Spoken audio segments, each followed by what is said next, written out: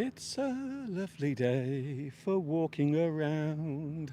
It's a beautiful August day. In fact, I would say that today is a perfect day for walking and maybe even doing a live stream. What do you think, Mr. Steve? Shall we do a live stream today? Well, we're here. You've set the camera up. You've got a microphone in your hand. Yeah. So I suppose we've got nothing else better to do. Oh, look, Mr. Duncan.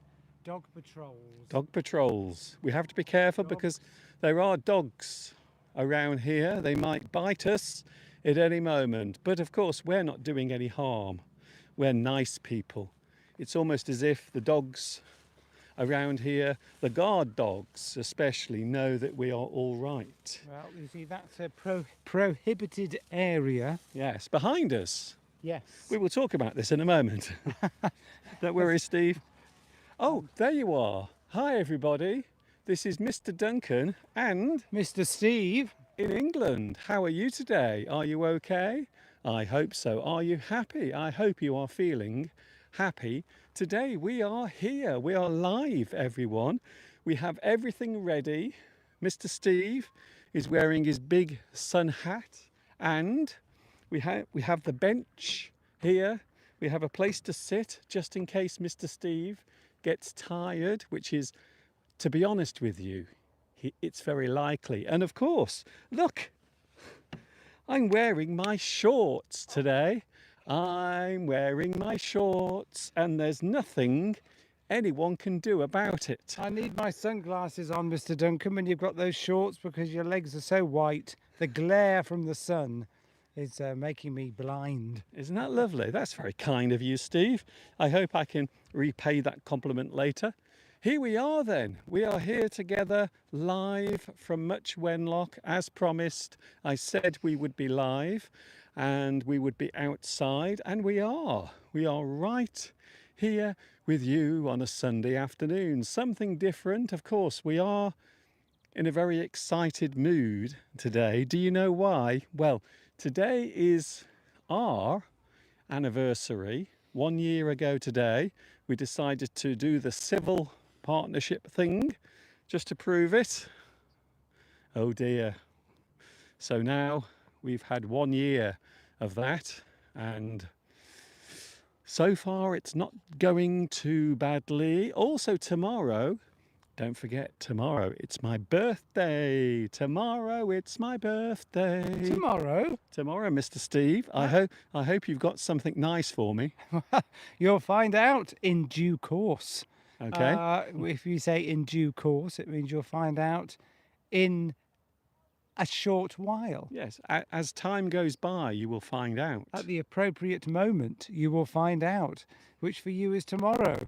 So the 12th of August. Tomorrow is the 12th of August. We also met for the first time. Tomorrow is the anniversary of the first time we ever met on the 12th of August. Wait for it. You're not going to believe this. We actually met in the 1980s.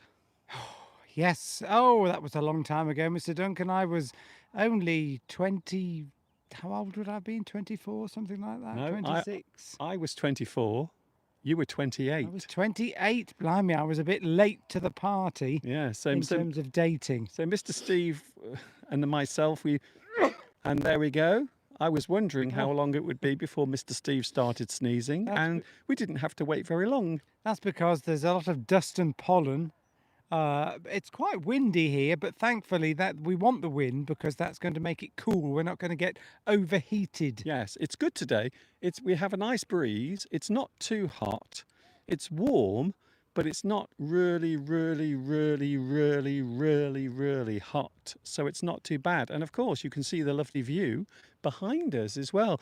Looking over there, that is part of Much Wenlock. So we are just outside the town centre on a place called Windmill Hill. We are very close to a very well-known landmark here in Much Wenlock called Windmill Hill. Can I say hello to the live chat as well? Also, can I say hello to Maurizio for your lovely, big, lovely kind, generous, very nice donation that I received a couple of days ago. So thank you. And if you want to make a donation to celebrate my birthday or to help this continue, because I spend all of my time and also the past 18 years of my life doing this, if you want to, the address is underneath this live stream if you want to. Thank you once again, Maurizio, for your lovely donation on my PayPal. Mr. Steve wants to say something. I can tell, I can feel that Steve wants to say something. No, I've got nothing. Nothing's come to my mind, Mr. Duncan. I was going to say, you said that we were on Windmill Hill. Yes. So that gives an indication or a suggestion that there could be a hill with a windmill on it. Well, what we do have is not quite a windmill. I will briefly show the windmill. I have to be careful because I don't want to lose the signal. But there it is over there. So the windmill is over there. Although the windmill has not worked for around 200 years. So it hasn't worked for a very long time. In case anyone is wondering if the windmill still works, I can tell you now, it does not. It certainly would have been a good place to have a windmill because it's on top of a hill. And as you can see, it doesn't have the vanes, No. the sails. The sails are no longer there, which is why it doesn't function anymore. In fact, that is the second, I didn't know this, that is actually the second windmill to be built there. There was one there before. So this one was built about 400 years ago, a very long time ago. And no one knows what it did. They just know that it's very old, and they know that it might be around 300-400 years old, but no one really knows what it did. So some people believe that maybe it was grinding grain. Wheat or some sort of grain, but they don't really know. I know one thing, they would have had to have carried heavy sacks of grain all the way up the hill. They would have had horses, though.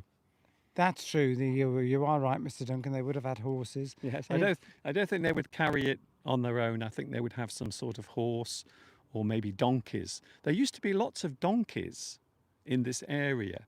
So around Much Wenlock, I don't know why, but I think they used to be used on the quarries. So there were lots of quarries around here.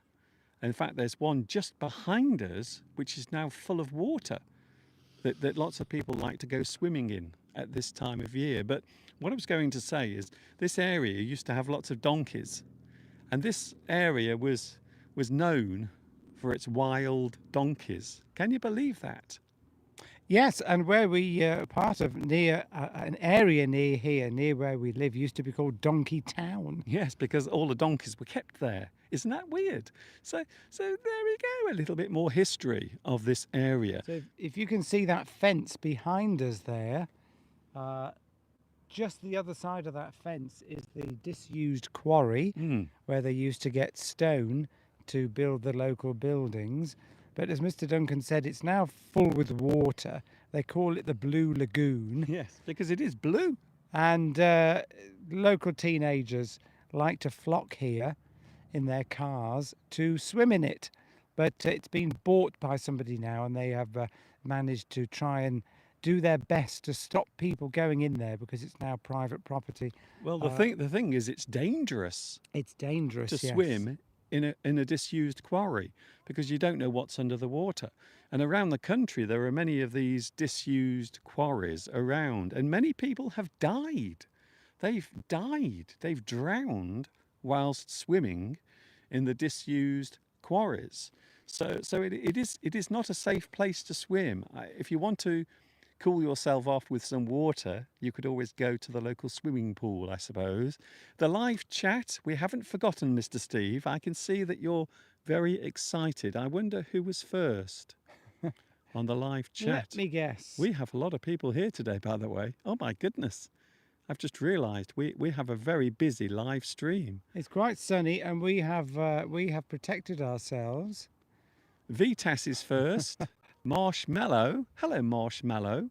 Haven't seen you here for a very long time. Thank you very much for joining us as well. We also have, who else is here? Cactus. Hello, Cactus, watching in Russia. A big privet to you watching in Russia. Beatrice is here as well. We also have Claudia. Claudia is here as well. And of course, Mr. Steve. Luis Mendez is here today. Hello, Luis. Nice to see you here. What are you doing, Steve? I wonder if Lewis is following the Olympics. Well, the Olympics finishes today. Does it? It's the end. It's the end of the Olympic Games today. And I don't know if you saw it yesterday. Did anyone watch the breakdancing? Now, I don't want to seem like an old fussy fart, but why is there breakdancing in the Olympic Games? It is hardly a sport.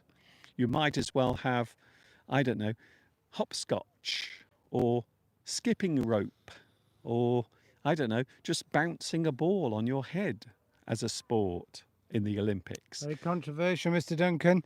They're always trying to introduce new sports, aren't they, into the Olympics? I every did year. I did breakdancing once. I fell down the stairs and broke my leg. You did a bit of that in Italy, didn't you? Break dancing. I did. We will be talking about that later on. We do have a subject, Steve. Good. We actually have a subject today. Can you believe it? You don't have to stand so close to the camera. Let's enjoy the view. There it is. I like to read the live chat, Mr. Duncan. That's why I'm standing close to the camera. Anyway, we have a subject today. I hope you will join in as well on the live chat.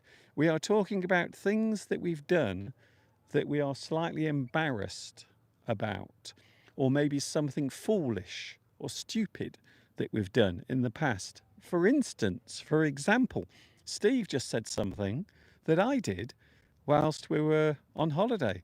I decided to try and jump from a height. And I think maybe I was being too daring with my effort. And instead of landing on my feet, I landed on my knees and on my elbows and on my hands. So there is a good example of doing something really, really stupid, which I should not have done. I remember at the time, Steve, just before I jumped, I knew I was making a mistake. And we do this. Sometimes we do something even though we kind of know deep down that it might be a bad idea. Now, I'm just wondering, is there anything you've done, Steve, that you might describe as foolish or silly or stupid or clumsy? Well, you know, you told me this was the subject while we walked here, and you know, in my entire life, I can't think that I've ever done anything stupid, really, Mr. Duncan, or silly. No, I've been faultless, absolutely faultless. Can I just say that is not true? I remember the time when Okay. I remember the time when you put petrol in your diesel car a few years ago. So you were there putting the petrol into the car, and then you suddenly realized that you were putting petrol into your diesel car. So there is a good example of something. It's very silly. I remember when I was little. Are you going to let me talk about that? Oh, okay then. Yeah. Yes, so it's very easy, at least in the UK, to put petrol in your diesel engine. You can't do it the other way round because the nozzles won't fit. But it is possible because there's different size nozzles on petrol and diesel in the UK. I don't know about in other countries. So if you try to do it the other way round, the thing won't go in. No, you can't. It's very difficult to put diesel into a petrol engine because the nozzle won't fit. Yes. So I did accidentally put petrol in the diesel engine. Now, I didn't have to have the fuel tank flushed out because I read that if you just put a little bit in, it's okay. Oh. So I think it's up to 5 or 10%. I can't remember what it was. But luckily, it was okay. But I think if you put too much in, I drove off. It was all right. Good. But you've got to be careful because you can obviously break the engine. That was a bit silly. I think a lot of us have probably done that over time. Probably wrecked our engines and it's something a bit silly and a bit stupid. The other thing I do on the roads, Mr. Duncan, is get into arguments with other people on the road. Yes. So this is really silly and stupid. Yes, maybe a stupid thing would be picking a fight with another person on the road. Because Yes. when you think about it, Steve, and I think this is a serious subject, I suppose, when you think about it, you might. What are you doing, Steve? If I want to read the live chat, where do I go? You just there, right in the There we middle. go. But Okay. everyone is enjoying your finger. I'll go from this way. Carry on, Mr. Duncan. Okay, good, good. This is great. Yeah, please tell us any silly things which you wish to share, any stupid things, any silly things which you want to share with us. Foolish things. I remember when I was a kid, I brought a brand new bicycle, a brand new bike when I think I was about 18. And I brought this lovely bike. I bought it from a shop, brand new. And the second day that I had the bike, can you guess what I did? I rode my bike into the back of a car and destroyed the bike. Brand new. I'd had it for one day, 24 hours I had the bike. And because I was not concentrating on the road, because I was being distracted and not paying attention to the road, guess what happened? I destroyed my bike by running into the back of a car. Now, that is a very stupid thing. And yes, I know it was my fault. Quite often, if you are not paying attention, if you are being careless, Did it completely write the bike off? it did. It bent everything, the frame, the front forks where the front wheel attaches to, everything was destroyed. So I had to scrap this brand new bike. So no insurance, nothing like that. So that I was about 18 at the time. And I had been saving up for many, many weeks for this bike. So I knew I wanted the bike. You've But got a bit of a habit with bikes. I mean, I remember when we were together, you purchased a bike, a motorbike for the road, yes, a motorbike. a motorbike, and you hadn't even gone out on it, not even the first time, and you were doing something and you dropped the bike I was just moving it. and it fell onto its handlebars and broke something off. One of the brake levers that you use when you want to apply the brakes snapped off. So that's another stupid thing I did. I decided to move the motorbike, but I lost my balance and dropped it. And I hadn't even ridden it on the road yet. So I've managed to destroy a bicycle, and I've also managed to damage a motorbike without even trying. I've also damaged myself. And I remember as well when you purchased quite an expensive camera, which you were able to do thanks to lovely donations Yeah. from. Do you really want to tell this story though? Yes, it was very traumatic. So you bought this lovely camera out of donations from lovely people that watch you, and you hadn't even used it.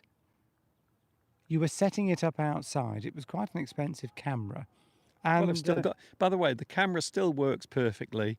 It isn't destroyed. Before anyone asks. well, that's no point in me telling the story now, is there? And you were setting it up on the tripod, and there was a gust of wind, Hmm. and you fell over. And as you fell over, you hit the tripod, and the brand new camera smashed onto our concrete patio at the back. Yeah, And quite dramatic as well. very dramatic, and the lens cover broke off and smashed. How it still worked, I'll never know. But you hadn't even used it. Well, I'm going to tell. Well, I had used it. I'd had it for about 2 days. Again, I don't know how I do it, Steve. I don't know how I do it, but I managed to break things. But this particular camera, the camera we're talking about, is not smashed or broken. It is wonderful Japanese technology. That's all I'm going to say. It's Japanese technology and it works perfectly. In fact, it is my Panasonic camera that I use for a lot of things. A lot of my filming, I use that particular camera for. It's very distracting when Steve's doing that. Yes, Anything please. on the live? You keep looking at the live chat. Anything on there? No. Oh. Please tell us. Please tell us your foolish things that you've done that might have been embarrassing, but certainly foolish, and you might want to share them with the rest of us.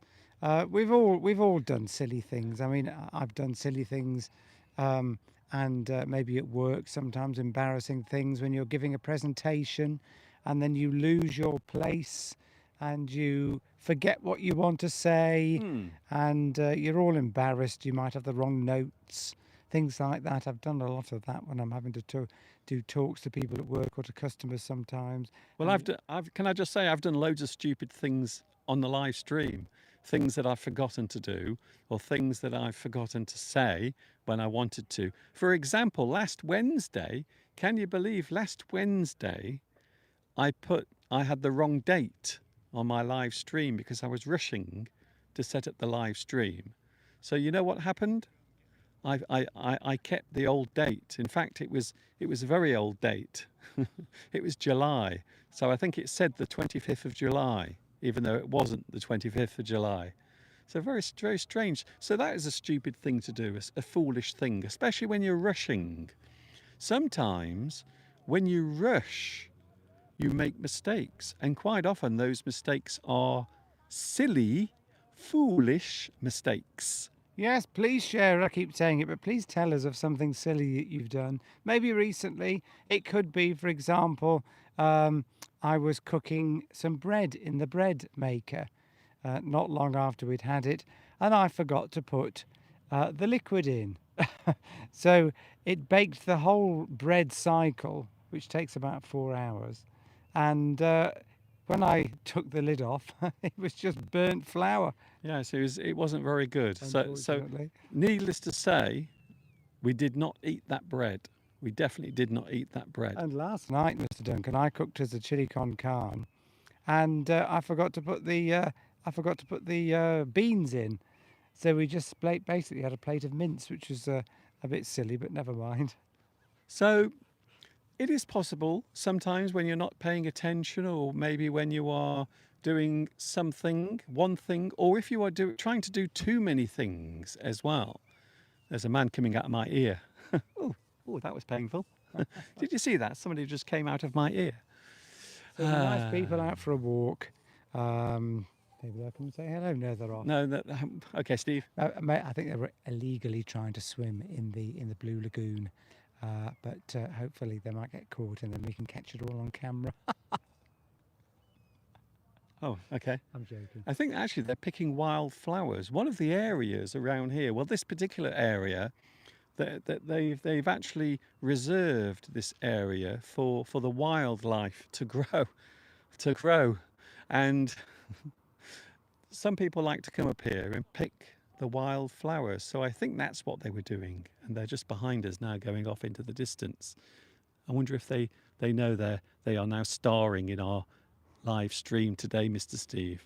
There are, of course, lots of wild orchids. Orchids.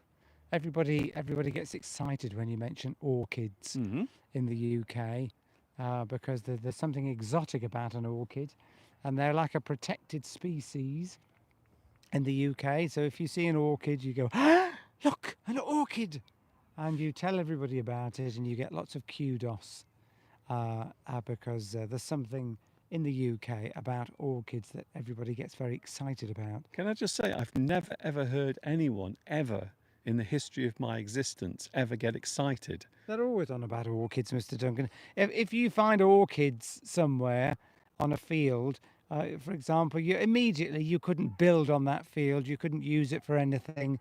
It suddenly becomes a site of special scientific interest Well, I think that's and a preserved area.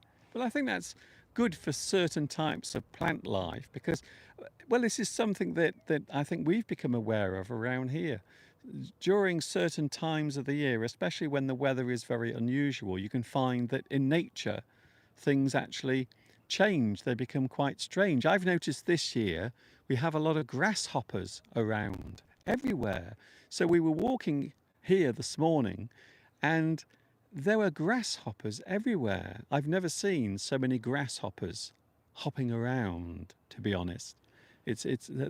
So whenever the weather changes, or if there is some sort of difference in the air quality, or maybe there is more sunshine or more rain, you quite often find that nature does something different as well. So I always find that quite interesting. People are getting a bit anxious.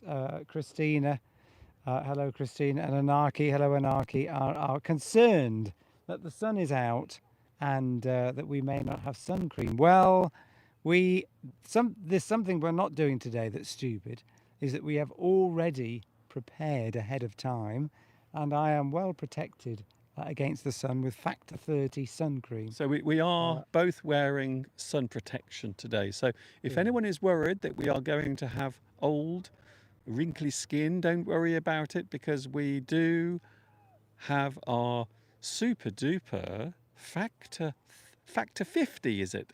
30. Factor 30. Oh, that's okay. That's not so bad then.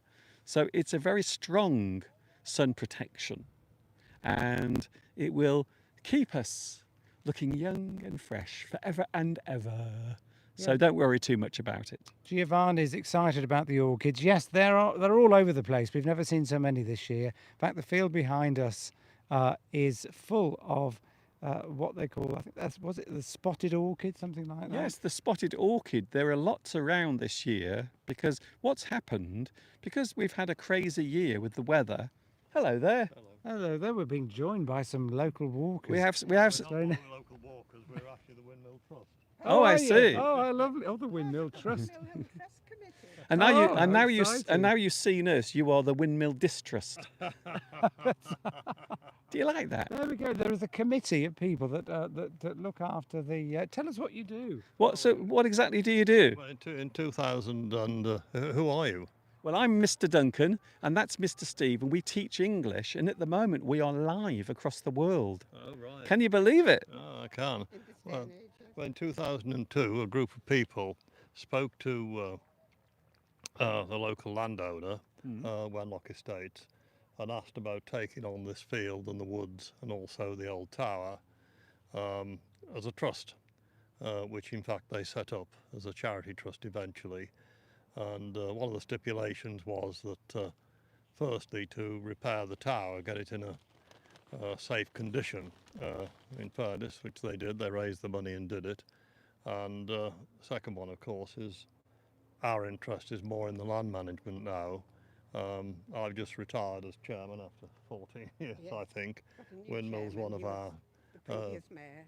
yeah, and that's one of our trustees. I'm a trustee. I'm not a trustee anymore because we've got new people on. But you know, the idea is that we look after the land, and here's our ecologist. Oh, I see. Yes, I saw some people earlier picking flowers and picking flowers, plants. picking ragwort, actually. Oh, well, there's lots of ragwort around this year. There is. We actually have this top plateau will be cut and baled and removed, and then harrowed. And the idea of that is it will, of course, spread everything around and give it a, spread everything around. And the orchids, of course, since we started doing it, have multiplied no end. We do an orchid count every year, sometime in July normally. First time we did it, we had about 1,800. Last year we had 5,700. That's a lot of orchids. The pyramidal orchid. We didn't have many common spotted. They'd gone over in the heat. This year we had it was 4,000-ish, 4,200 was it or something? I just broke my ankle, which is only just healing, and sat at So, home and for 3 hours. but you know, this is how things go. But John is he's the man who sorted all this out. He's an ecologist. He came on board about 10 years ago, and he's got us all sorted. He's the man to talk to about wildflowers. Well, I tell you what we were doing. We always come up here and admire the windmill, don't we, Steve? We always come up here to admire the windmill. Hello, everyone. If you've just tuned in, it's Mr. Duncan live on YouTube, and we appear to have some special guests joining in. I hope you're enjoying this rather different live stream. So what we have going on here, I think these folks have come up here to pick some of the rarer flowers, because this whole area has been reserved so all of the plants can grow naturally. And so Tony, who is overseeing this project, is doing that today. And he's brought 2 ecologists as well. Hello, Florence. Nice to see you, Florence. Hello, Florence. Yes, I am live at the moment, and we have a group of people up here joining us as well on Wenlock Hill, or Windmill Hill, as many people know it as. Look at that, isn't that nice? A little group. I don't think we've ever had such a big group of people joining us here in Much Wenlock. Hello, Christina. Christina says, can we have another pronunciation? Hello. Hello to, oh, Pedro is here. Pedro Belmont is here today, watching in Brazil.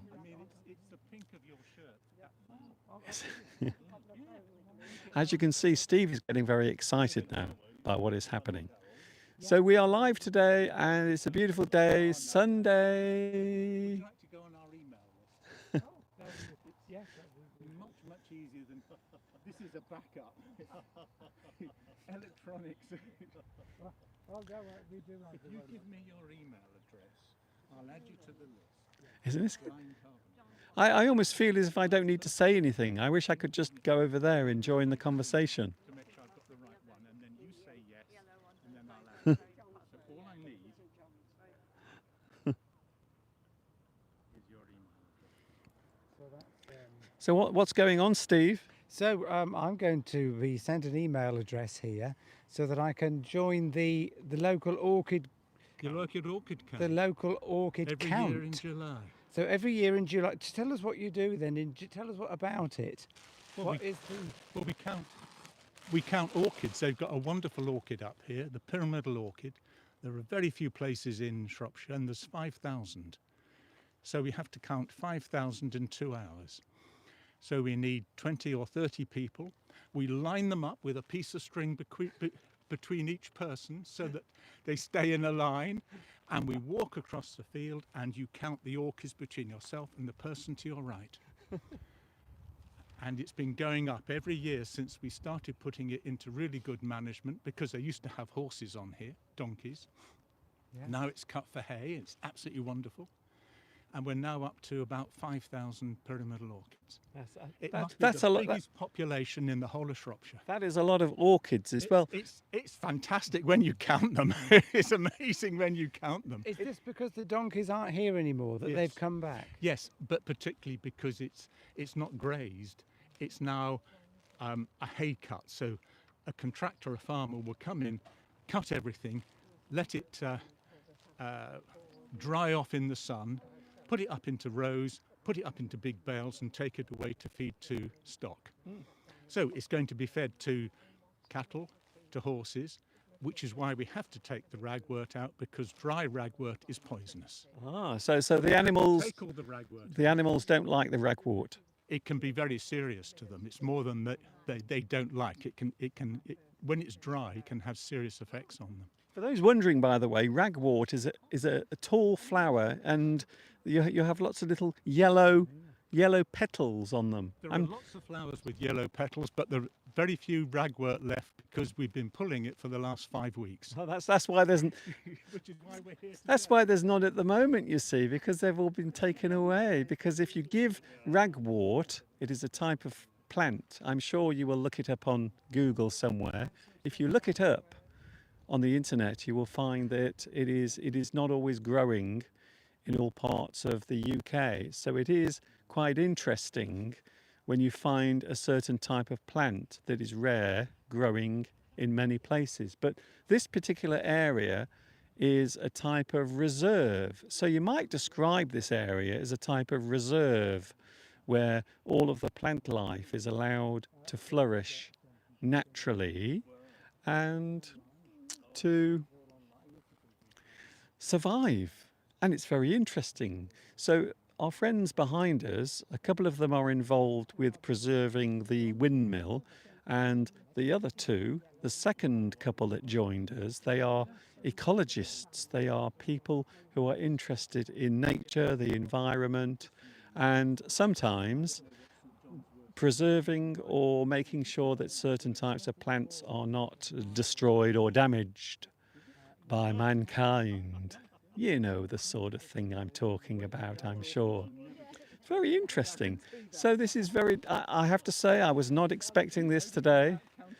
I'm not sure if the live chat is still, is the live chat still going? It is interesting to listen to another type of pronunciation. They are very friendly. Thank you, Christina. Christina is here. Hello, Christina. I hope you are feeling much better now with your little drama. That's all I'm saying. Your drama with the dreaded lurgy. I hope you are feeling okay. Unexpected things are quite nice, Mr. Duncan. You are right, yes. When something happens that you're not expecting, I suppose it can be interesting. Sometimes. Not always, but sometimes it can be.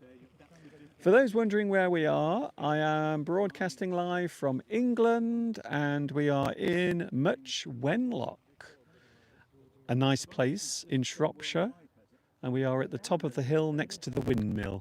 If you want to come along, you can say hello to us. You can say, hello, Mr. Duncan, I've just seen you on YouTube. We've come to say hello to you. Hello, Enaki. It's nice to see you here. Enaki.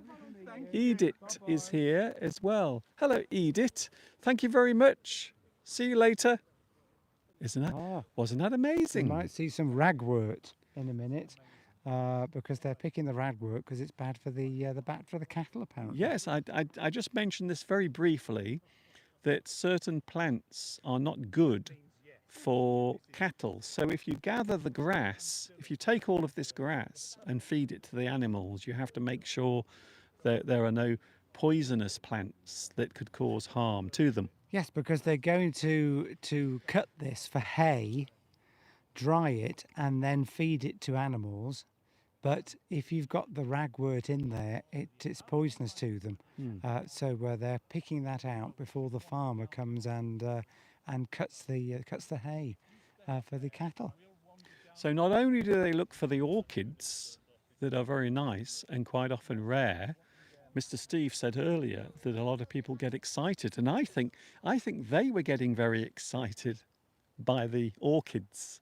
So maybe you're right, Steve. Maybe you are actually right about what you said about people getting excited by the orchids, because they were getting very excited by them. Yes, they're counting them. Look, we can see them actually. Weren't they nice to come on camera? So they're at the moment they are walking through the field. There we go. We have it now on camera. And they're looking for this ragwort, which is a tallish flower with yellow petals. As we've said, it's poisonous to the animals if they were to cut the hay and give it as feed to the animals. So they're because they're looking after this area. They've got this trust. The land is being looked after by this group of people, local people, getting involved, helping the local community and ensuring that this land is looked after, and is, in particular today, making sure that there's no ragwort in the hay. Yes. So I'm sure you will look it up online. Ragwort is how you spell it, ragwort. Although you don't normally see it in abundance. When we say abundance, we mean lots and lots of. But this year, because we've had such a crazy spring and a very strange summer, apparently there is more ragwort around than normal, than usual. And a lot of people have been complaining that it's everywhere. Some people love it, whilst other people don't like it, mainly farmers. But you're right, Steve. Wasn't that a lovely moment of time? So I think that gives you an idea of what people are like around here. People are quite friendly. They will speak. They will say good morning. They will say good afternoon as you pass them by. And so there is always an interesting warmth that comes, Steve. Yes, I don't think they realised quite what you were doing, Mr. Duncan, that you were live to the world. I think afterwards, I think they understood, but I don't think they did at first. I don't think they quite understood. But one of those gentlemen there was very up with the latest technology. Yes, I heard one of them say, we'll be live streamed around the world, and I think he gets it. I bet it was the ecologist. Yeah, he was the ecologist, and I studied ecology, Mr. Duncan, Did you? when I was at uni. Yes, I did. It was one of my favourite subjects. I didn't tell them that, of course. I didn't want to show off. I could have done. No doubt when he sends me an email inviting me to the local orchid count that happens every year. I can't imagine that. Apparently there are just dozens and dozens of people walking through this field counting how many orchids there are. So we didn't think we were going to be talking about orchids today, Mr. Duncan. No. Just shows you when you get out and about in amongst the public, you never know what's going to happen. And of course, the public around here are very nice, which leads me on briefly to something else. You may have seen in the news that there have been some problems here in England. So hopefully this will reset all of those doubts that perhaps people have about coming here to England. You see, if you come to certain parts of England, you will meet lovely people. You will meet nice people. The wind is really blowing now. So if you can see the camera moving, it's because the wind is blowing quite strongly at the moment. But there are lovely people around. And I hope, Steve, what we just did has proved that that is true. Yes, lovely people everywhere, including us, Mr. Duncan.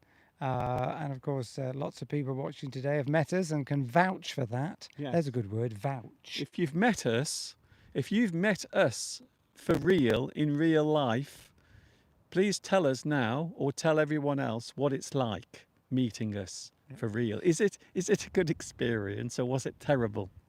I was just going to explain about the word vouch. If you vouch for something or vouch for somebody, it means that you stand up for them. You can verify that they are, in this case, if I'm saying that we're good people, then other people, it's like getting information from somebody else that substantiates what you've said. Yeah, to vouch for someone is just to say that person is all right. I will vouch for them. I will guarantee myself that that person is a good person. Exactly, Mr. Duncan. And we can vouch for the fact that they were very nice people because we've met them, and you could see that online. Very willing to share their information. I found that quite fascinating. Normally, you don't find people, members of the public, who are so willing to talk like that and share their information, but they're so enthusiastic about what they're doing on this field. I would imagine the first gentleman, Tony, I would imagine he's been interviewed by all sorts of people in the past. Yes, you see, he was going to give me information about the orchid count, but he said it's all in the local Wenlock Herald, which is a newspaper that we get through the post for free. Yes, we have a little local newspaper, and all of the information is in there. It's a little bit too religious for my taste, straight to be away, honest. his colleague said, "Oh no, you don't want to. Not newspapers. Well, let's do it by email." So he was into all the latest technology. Obviously, email is not latest technology, but the one gentleman was still on the printed page, and the other one was wanted to exchange email addresses, which is fine. Maurizio says, "Yes, the meeting in Rome with you was very nice." I remember Maurizio bought us all. Maurizio, did he not buy us a meal? Didn't he? He bought Yes. us all a meal. We had pizza When in we that went to the in that Palace. place.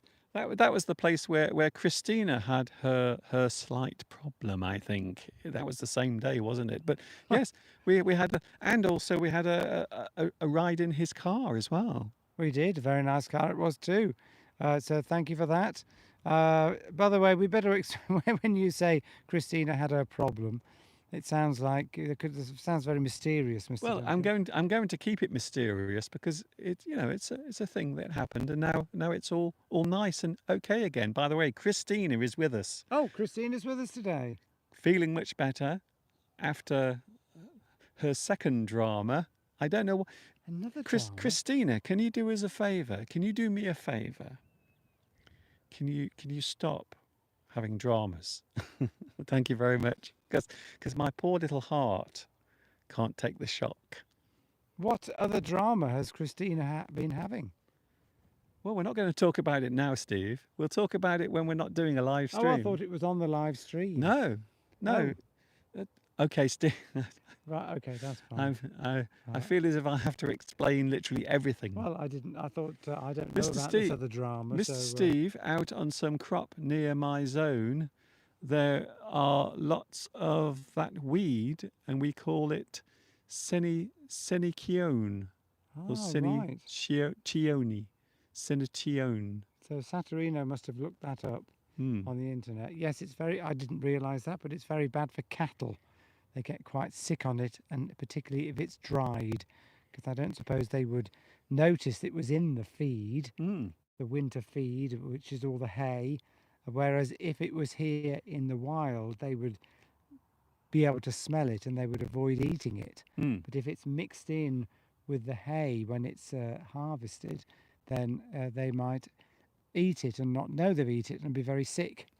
So it is important sometimes to make sure that you're not giving things to the cattle or to the cows that might cause them some harm. Oh, it's a bumblebee just crashed into my face then. Did you see that? One of the things I've noticed today, Steve, there aren't many flies around. Now, this year we have been literally, I'm not being dramatic here. We have been plagued this year. There have been so many flies in the house buzzing around, and you know that flies are really annoying. They're also disgusting as well because they do all sorts of horrible things, don't they, Steve? Yes, flies like to congregate around excrement, Poo. as we well know, because that's where they lay their eggs and the maggots hatch out, etc. We know their life cycle. But yes, because we live in the country, of course, and there are cattle farmers around here, then there will be big piles of poo everywhere. And we had what I can only describe as a near plague of flies all this week. We've had to keep the windows shut. Mr. Duncan's been killing them.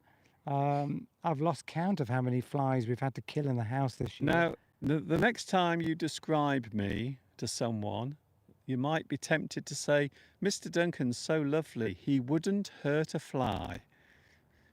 Can I just say that's not true? Because they are annoying. They are disgusting. Because they land in the poo, they eat the poo, and then they come into your house, and then they land on your food, and all of the poo is on their feet, and then the poo goes everywhere, and then you eat the poo, and then you're ill, and you become really sick, you have a bad stomach, and then you can't stop pooing, and then everything just gets completely out of hand. So that's the reason why we don't like flies. I was reading an article this morning about mosquitoes in the UK. Oh, okay. Because of course we read about global warming, and here in the UK we have mosquitoes. We have 35 species of mosquito in the UK. Most of them are very small, but we don't have any that carry serious diseases like malaria. That's a good thing, isn't it? Because so we don't actually get malaria in this country. So because even though we have mosquitoes. Yes, we don't get malaria. Mosquitoes carry lots of other diseases like yellow fever. Dengue fever is a very serious disease as well. Because the reason we don't have those particular species of mosquito that carry those particular diseases because they can't survive the cold winters that we have here, which is just as well.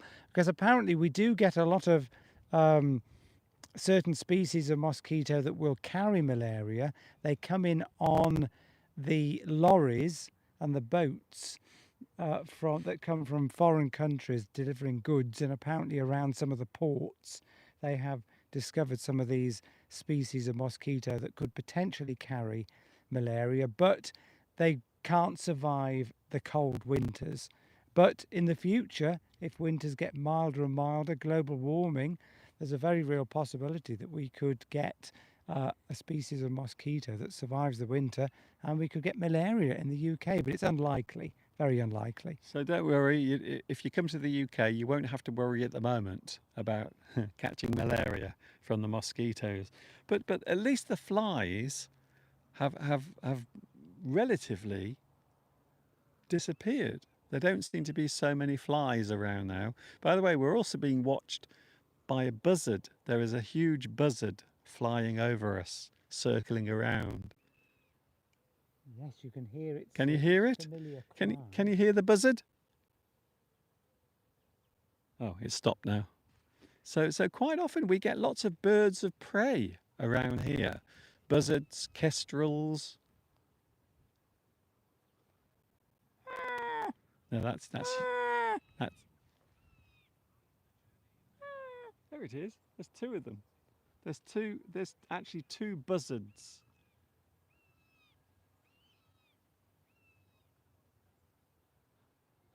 Did you hear that sound? Those are actually buzzards flying over our heads. I think they're waiting for us to collapse on the floor so they can peck at our corpses. Yes, lots of buzzards around here. It's a sort of a medium-sized predatory bird that will probably take mice and vole and things like that. Well, they can actually pick up, you might not believe this, Steve, but buzzards can actually pick up baby rabbits. They can actually pick a rabbit up, a small rabbit, and take it away. And we've got lots of rabbits around here. The farmers don't like buzzards because they can, in fact, and have been known to take out the eyes of baby sheep. Oh, Yes. That's horrible. Yes, they will attack sheep, and they can't kill them directly because obviously the buzzards. I think the wingspan of a buzzard is about 6 foot. Is it something like that? It is large. They are actually quite big birds. A couple of meters across, something like that. Maybe not quite that big, but so they couldn't carry off a baby lamb. No. But they can kill the bird by pecking at its eyes, Kill the lamb. and then then the lamb would die, and then it can eat it then on the ground. So farmers tend to kill the buzzards if they're hovering around near the lambing season. The only problem now is you can't kill them, Steve. It's actually illegal. It is. You can't touch any bird of prey, and you will go to prison if you kill a bird of prey. So we have buzzards around here. Another bird of prey that I absolutely love, and I was very lucky to see one the other day flying very close to our house, and that was a red kite. Very rare birds. You don't see them very often. They tend to be very timid, and in the past there used to be lots, but they were virtually hunted into extinction. But now, fortunately, due to the preservation of that particular type of bird, fortunately their numbers are starting to increase again. But another beautiful bird, the red kite. Can we say hi to Arena? Yes, we can. Hello, Arena. Hello, Arena. Hi there. And welcome. Welcome to the channel if you haven't been here before. Hope you're enjoying. We're not normally talking about mosquitoes and wildlife, but today we are. We're not normally standing on a hill on an August day, but you know, things are slightly different. Oh, by the way, just in case you haven't heard the news, it's my birthday tomorrow. So don't forget to send all those lovely birthday greetings on Facebook. And of course, if you want to send a lovely donation as well to celebrate my birthday, I am another year older tomorrow. Another journey around the sun has taken place. How many more will there be? I don't know really, but I hope it's a few. I hope it's a few more anyway. Barry Bortz asks, do we have bald eagles here? No, we don't. We have bald humans, Uh, but I don't think we do in this area. I think there'll probably be more up in Scotland. They may have some in Scotland. I don't know.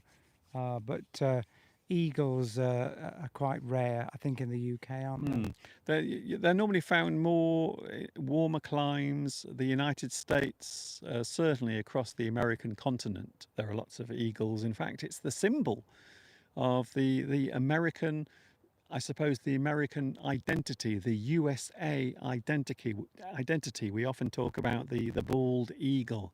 Quite often it will feature on many of the USA emblems. Christina's very concerned about us being out in the sun.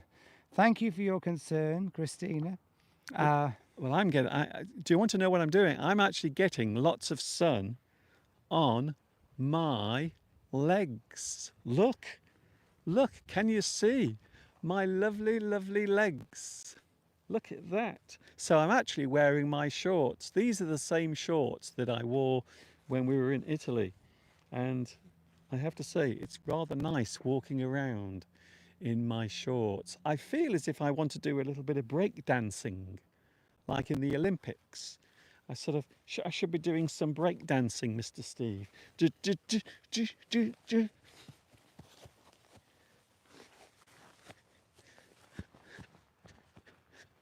you enjoy my break dancing then? I think that deserves maybe a silver medal.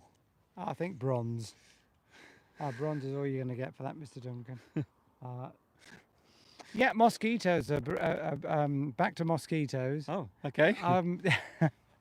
Beatrice was saying that they get dengue fever in Argentina. Ugh. Yes, they're trying to develop a vaccine against that. So let's hope there is success, because that can cause your brain to swell up. It's not very nice, that one. It might do you good though, Steve. Thanks. You might have a normal sized brain. This is the trouble when we go on holiday to particularly Greece. Is well renowned for having a lot of mosquitoes, particularly on the islands. Then you cannot go out at night without DEET. DEET is the best thing to put all over you. DEET. What does that do? The mosquitoes don't like the smell of it. It's mosquito repellent. It's a repellent, developed actually for the army back in the Second World War, I think, and to stop them getting malaria. So we can put it on our skin, but it smells horrible, and apparently it dissolves plastics. So if you've got a pair of Speedos on, made out of material that isn't cotton, you might find that that your Speedos dissolve. Because it's like an horrible oily liquid. It can't be very good for your liver. That's not necessarily a bad thing, though. I suppose it depends whose Speedos are melting away. Talking of which, by the way, we were in Much Wenlock yesterday having a cup of tea and a cake, and we couldn't help but notice there were many men, many gentlemen riding around on bicycles wearing tight lycra. Oh. And can I just say something? And I know this is going to sound really horrible and mean. Come back a bit, Steve. That's better. I'm trying to read the live stream. That's okay. It's all right. Just for a second, Steve. I want to engage you in conversation, you see. Yesterday we noticed there were lots of men. Now, these were not young men, and they were not slim men. Let's just say some of them were rather overweight, but they were wearing this tight lycra, these very tight shorts, and even the shirt they were wearing, the shirts were very tight. But the blokes, the men, were really, really fat, and they were riding around on bicycles, and we couldn't help noticing that, well, it wasn't, let's just say it wasn't a nice sight when you are eating your lunch. No. Men over 30 should not be wearing lycra. I'm sorry. It's offensive. See, I don't actually find it offensive. 'Cause obviously, they're riding a bike, cycling is very popular. And if you've lost your figure, it's not very pleasant for other people to have to see you in lycra, showing all those bits that you don't want to see of men over a certain age. You know, I mean, I don't. If you're in your 20s and you're slim and good looking, yeah, bring it on. The Yes. more Lycra, the but better. this is it, you see. I think things like that, tight clothing, very tight clothing, if you are over a certain age or a certain size, maybe wearing that sort of clothing isn't a good idea. I know it sounds as if we are being judgmental, but I'm sure there are lots of other people looking and watching and thinking, oh dear, oh dear, I think maybe he should cover that up. I always remember, Steve. There should be a sign in all the tea shops in Much Wenlock because, of course, people go out for a cycle ride and they want to end up at a tea shop, somewhere to have a nice cup of tea and some cake. But there should be notices on all the windows of tea shops throughout the UK that that Lycra is banned That's it. They if just, you are over a certain age. yes. But of course, I suppose that would then be a little bit unfair to some people. We're But joking, of course. But there should be somebody. Well, when you go to a shop, if you are a cyclist and you like cycling, and then you go to the shop and you're buying your bike, you're buying all your gear, all the stuff that you need to go on a bike, there should be somebody in that shop. There should be a license that is given out, and you are not allowed to buy Lycra unless you fit a certain profile. so maybe some people would not be allowed to actually buy the Lycra shorts Exactly. because they would not pass the test. It's offensive. It's offensive to everybody else, and it shouldn't be allowed. In fact, it is. I mean, you would never see men showing all their bits in Lycra shorts. You know, even 20 years ago when I grew up, you know, men used to cover up everything. They didn't want to show it all. Well, I think nowadays, you see, it's become trendy. It's become fashionable, like owning a dog. So lots of people like to own dogs, and also lots of middle-aged men Like to show their like packages. to. Okay, if we just shout at the same time. Sorry, what did you say, Steve? Yeah, I think They like to show their packages. I think they get a thrill out of it. That's what Steve said. But you know, if you're, you know, 15, 16 stone with a big belly. Okay, Steve. Steve. then Okay, you shouldn't be Steve. wearing Steve. Lycra. Steve. Sorry. Okay, sorry about that. If there is anyone watching who likes wearing Lycra, I'm very sorry. It's Steve that's saying that. It's Steve, and he's not joking. He means every single word that he's saying. Well, it was putting me off my scone. It was. But then again, some people might say the same thing about us going into a tea shop together. They might say that we are disgusting to look at, and they shouldn't have to look at us. So, you know, sometimes what is good for one person might not be good for another. But sometimes we have to just live together and understand each other's differences, no matter how disgusting they are. I nearly threw up. Anyway, Mr. Duncan, it is getting quite hot in the sun. I think Well, that- Christina might be right to be slightly concerned, because even though I've got factor 30 on, I can feel my skin wrinkling. Well, you As can go. I'm You can here. go if you want. Oh, there's some young men with their tops off, Okay, trying Steve. to illegally go into Steve, the. it's all right, Steve. You're sort of going off. You're going. We got to keep it on here. We want people to keep watching us. The random thoughts of Mr. Steve. You can go if you want, Steve. You can always go back home. I can just carry on doing this by myself. I didn't say I wanted to go home. Oh, okay. You just literally said I'm getting worried about standing here in the heat. Well, yeah, well, we're just talking because people are concerned about our well-being, Mr. We're Duncan. okay. We're all right. Don't worry. If we collapse on the floor, if we disappear suddenly, and we're lying on the floor with buzzards pecking our eyes out, then you will know that things are really, really bad. Besides that, we're okay. Yes, I'm just reading the live chat here, looking for something interesting. Can't find anything yet. That tea could go down the wrong pipe, says Giovanni. Yes, it certainly could. I'm going to... There's Steve sneezing. That's, by the way, if you are keeping count, that is 2 sneezes from Mr. Steve today. 2 sneezes. You're dominating the screen, by the I'm way. trying to read the live chat, Mr. Duncan. Yes, just do it casually. and I Just can't. see Well, look how, I was reading something there. how casually I do it. Christina says Spain is full of mosquitoes. That is not true. I don't Oh. know. Anyway, but certainly we know that it is full of mosquitoes in uh, Go on. Greece, because as you're falling asleep in the hotel room, you hear that telltale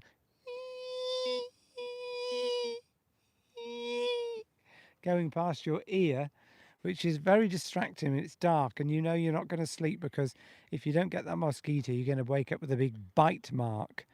I think we just put ourselves. Are you sure? Are you sure that that's not me leaving the bite mark Well, maybe in the maybe morning? in those days, but not anymore. Anymore.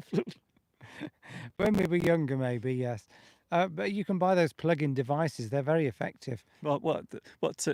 Are you still talking about which thing are you talking about now that plugs in? I used to, yes, you can plug in these insecticide Oh, I these see. machines that give off vapor into the air that kill the Okay, mosquitoes. this is fascinating, by the way. They're very effective. I'm glad 20 people have just clicked away as we started talking about that. It's fascinating, Mr. I'm What, feeling a what, bit- what a fascinating, absolutely fascinating thing we were talking about then. Absolutely so fascinating.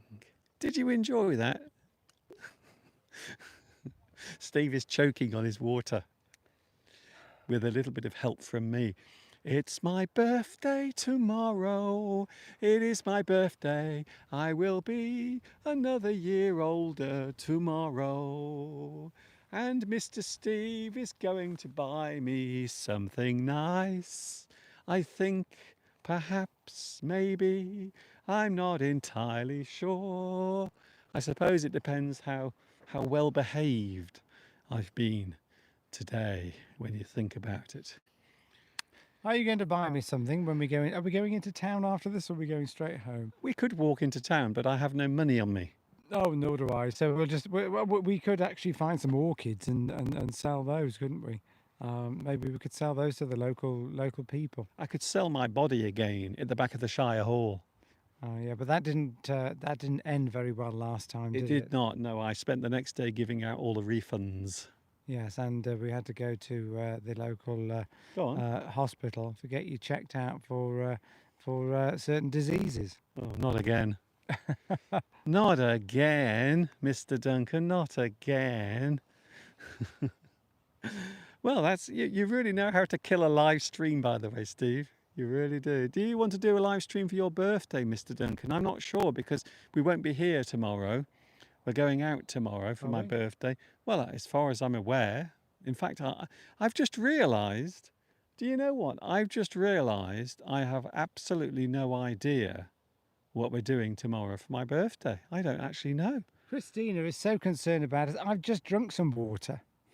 So anyway, it's not that hot. It's not like, it's not 38 degrees. It's only. Christina is concerned about me, by the way, not you. Oh, right. Yes, I would probably say it's about 25 degrees out here. It's not that hot. It looks hotter than it is. Yes, I think the high temperature today here is about 27 Celsius. Yes, and it's windy. So we're not too concerned. We put the factor 30 on us before we came out. Yeah. I drank lots of water before we started the live stream. I've just had some. Do you want to have some? Do you want to get some water? I'm fine. Don't worry about me. My kidneys are strong and robust. Sometimes I can go through a whole day and only have one wee. That's very bad, Mr. Duncan. Yes, you've got to remember that in the UK, when the sun comes out, it's never that hot, or very rarely. So it's 26, probably about 26 degrees here, I would think, Yeah. which is fairly mild. Really, it's just comfortable. I don't feel too hot. Yeah, we're fine. We're Good. fine. I hate the sound of mosquitoes, says Christina. Do you know what else I hate the sound of? There is another noise that I really, really hate, and it's not Mr. Steve snoring. It is the sound of a smoke alarm going off. This morning, at around about 4:30 in the morning, we are talking AM, the smoke alarm went off because the battery was a little bit low. Oh, there's another person who doesn't understand the country code. Just let your dog run around free when it should be on a lead. There's always one, isn't there? There's always one, and they think the rules don't apply to them. Yeah, so there we were, And fast the asleep. rules do. There it goes. Look, can you see? They've got their dog just running around loose. Should be on a lead. Public space. There we were, fast asleep, and then suddenly jolted out of sleep by this horrible, hideous, piercing sound of the smoke alarm. Mr. Duncan thought the house was on fire. It wasn't.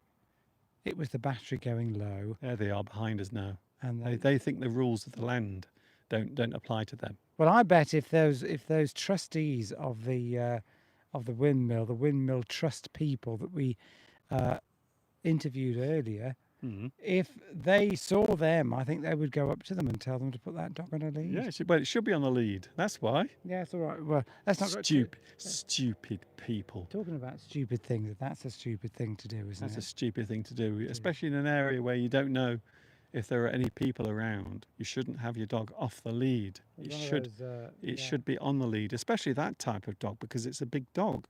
And you know, if you don't control your dog, you will end up in all sorts of trouble.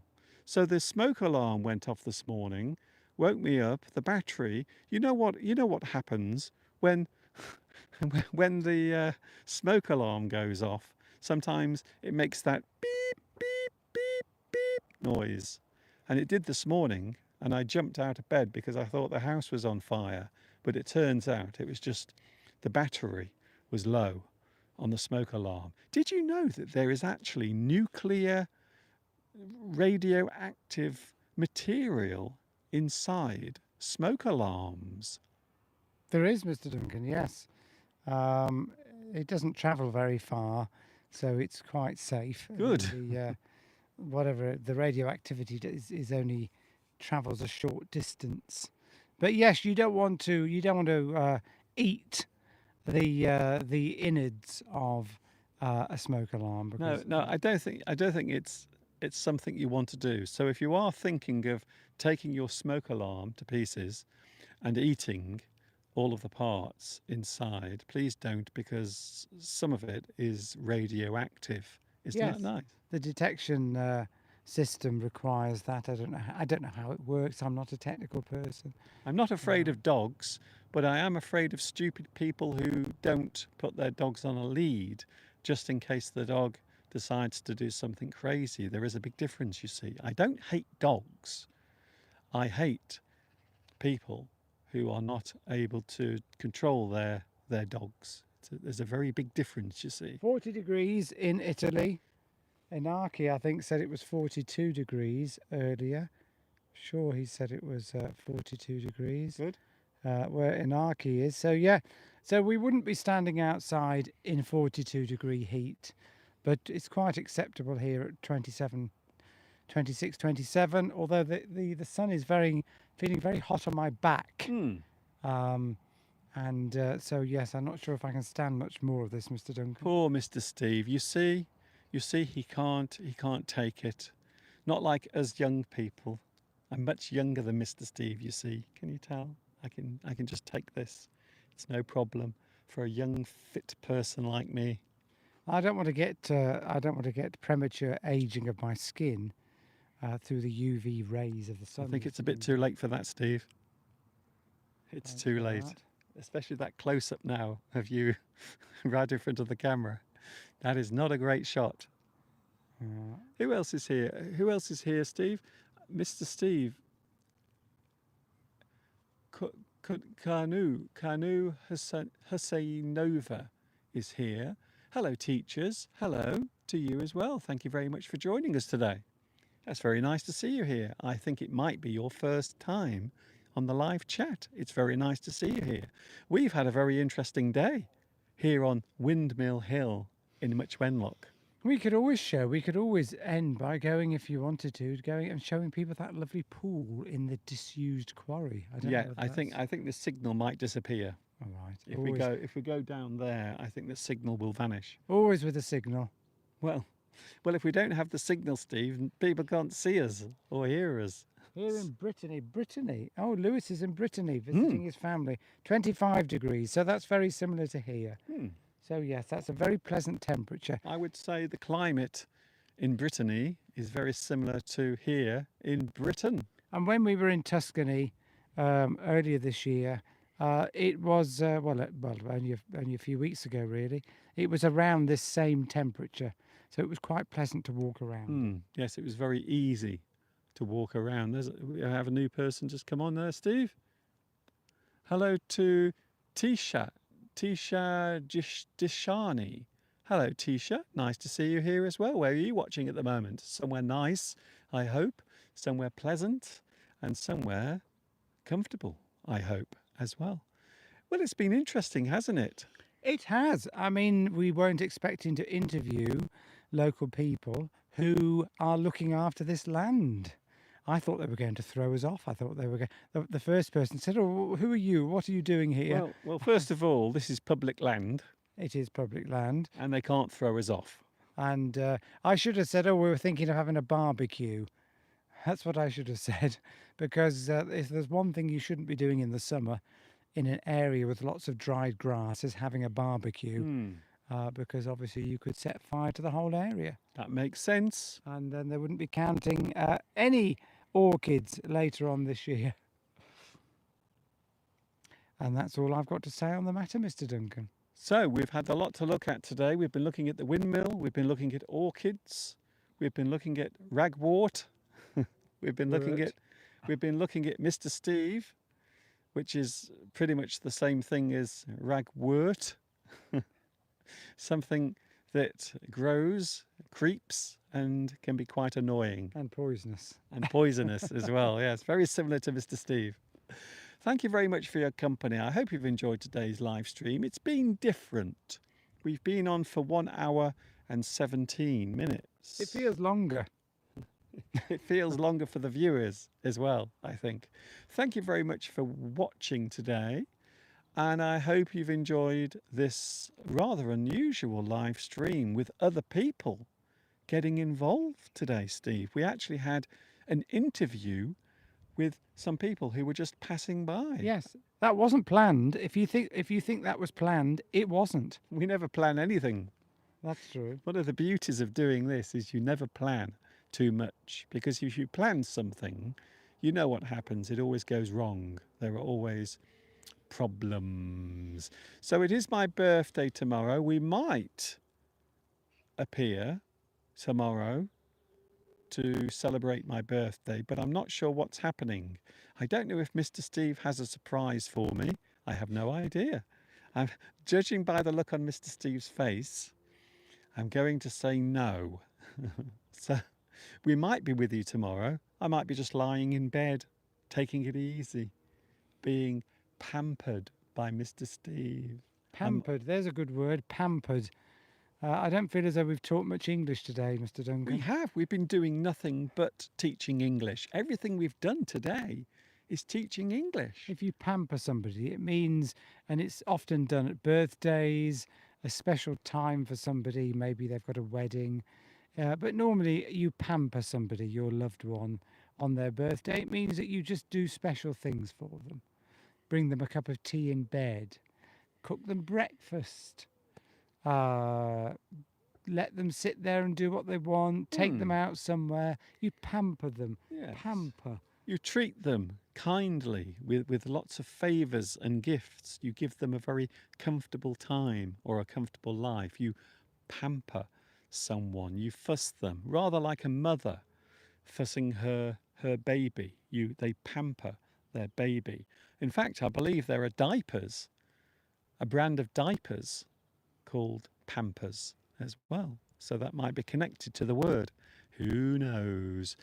Hello, Olga. Olga is here. Hello, Olga. Nice to see you here as well. We are going, I think we will go now, Okay. because I can tell that Mr. Steve is starting to look weary. He's looking tired. And the one thing I don't want to happen, I don't want Mr. Steve to collapse on the floor. And then we will have to call the helicopter, the air ambulance, to come and take Mr. Steve away. They wouldn't let the air ambulance land on this precious piece of ground, Mr. Duncan, because it might destroy all the local wildlife. Well, it has in the past. I know. I'm joking. Yes. I'm It joking. has. I think maybe yesterday there was a air ambulance landing. Thank you for your beautiful scenery in Much Wenlock. Thank you very much. Thank you, Vitas. Thank you, Inaki. Thank you, Rosa. Hello, Rosa.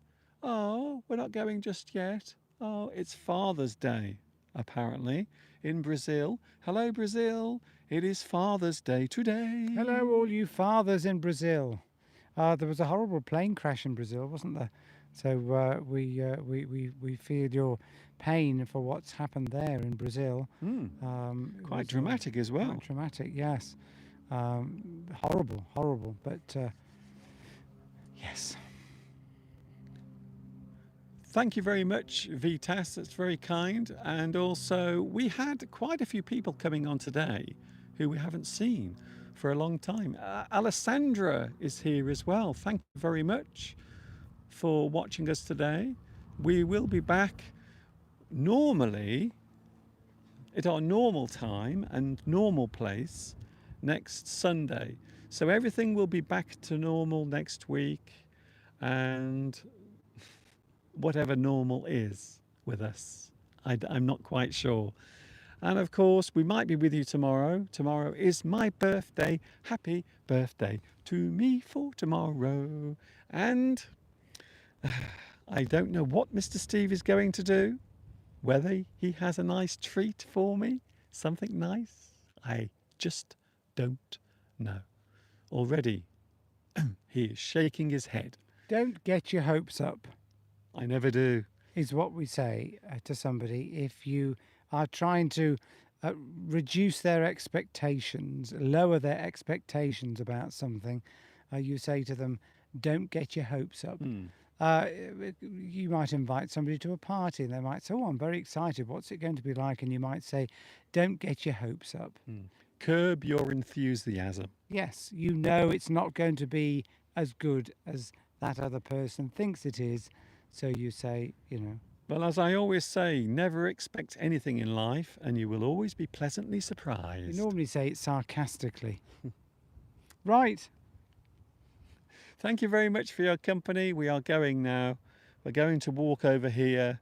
We're going to see if we can find any orchids and maybe we can take them back home and look at them and remember this wonderful time that we spent on this August day at the top of Windmill Hill.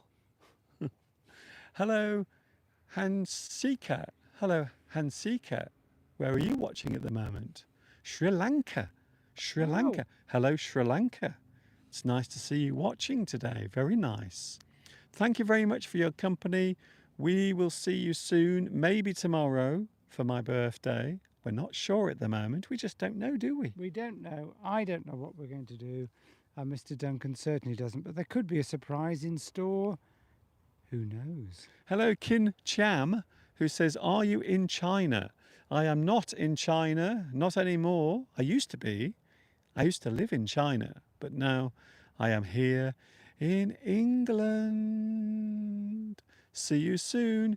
Take care of yourselves. I might be with you on Wednesday as well. We will see what happens. A very busy week ahead because Mr. Steve is not working this week. He's going to have a lovely week holiday, a lovely week off from work. I look forward to that. I've got to relax, de-stress, which means staying as far away from Mr. Duncan as possible. And it works both ways, by the way. It works both ways, trust me. Thank you very much. We might be with you tomorrow. We will see what happens. Happy birthday to me. Happy birthday to me. And of course, until the next time we meet, you know what's coming next. Yes, you do. Do you want to say it first, Mr. Steve? I thought we normally say it together.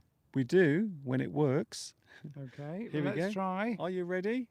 Yes. See you soon. And of course, Ta-ta for now. It's my birthday tomorrow. Are you going to send something nice to me? Are you going to send a nice Christmas card or a birthday card? Did I say Christmas card then? That doesn't sound right, does it? Christmas card, birthday card. It's not Christmas yet, is it? When is Christmas? Is it Christmas yet? I don't think it's Christmas. I think it's too early to talk about Christmas. I think it's definitely too early to talk about Christmas. We can't talk about Christmas at the moment. It's far, far too early. Is that an orchid, Steve? Is that an orchid? No? Don't Is it- think so. Is that an orchid? Is that an orchid? No idea. We haven't got the experts here to tell us. I don't know what orchids look like. I think they're purple and they're covered with spots, but I'm not quite sure if there are any here. There are lots of purple flowers, but I don't think they are orchids, to be honest. Anyway, let us go.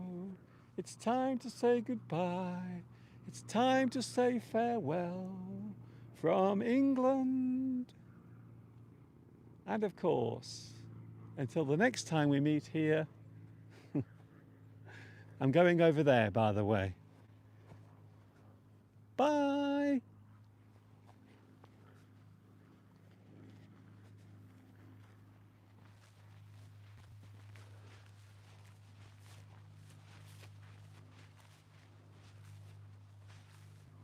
There's an aeroplane flying